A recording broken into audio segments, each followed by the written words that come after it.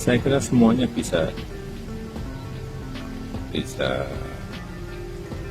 belajar dari semua kasus-kasus hukum yang ada.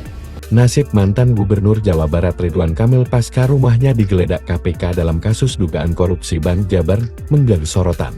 Pengamat dan warganet menyebut, Ridwan Kamil mulai ditinggal orang terdekat, bahkan Wakil Ketua DPP Partai Golkar, Adis Kadir mengatakan, partai tak ada sangkut pautnya dengan kasus RK, sebab Ridwan merupakan kader baru dan belum terlalu banyak berkoordinasi. Namun, Adis mengatakan pihaknya akan mengajak Ridwan Kamil berbincang, terutama untuk mengetahui detail permasalahannya, dan akan berkomunikasi dengan Badan Hukum dan HAM Partai Golkar mengenai persoalan ini. Sementara respon Jokowi soal rumah Ridwan Kamil digeledah KPK mengaku sangat kaget, namun kejadian ini menurutnya sebagai bentuk pembelajaran terkait penegakan hukum. Saya kira, semuanya bisa belajar dari semua kasus-kasus hukum yang ada. Jelasnya, dari kubu Prabowo belum ada tanggapan.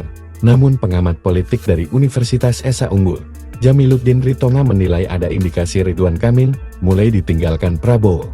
Meski menurutnya penilaian itu terlalu dini, namun menurut dia kasus ini akan berkaitan erat dengan sikap Prabowo yang memberikan atensi tinggi kepada KPK.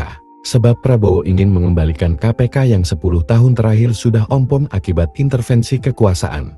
Jubir KPK, Tessa Mahardika, saat dihubungi Selasa 11 Maret 2025 mengatakan Ridwan Kamil tidak berstatus apapun karena belum ada pemanggilan terhadap yang bersangkutan.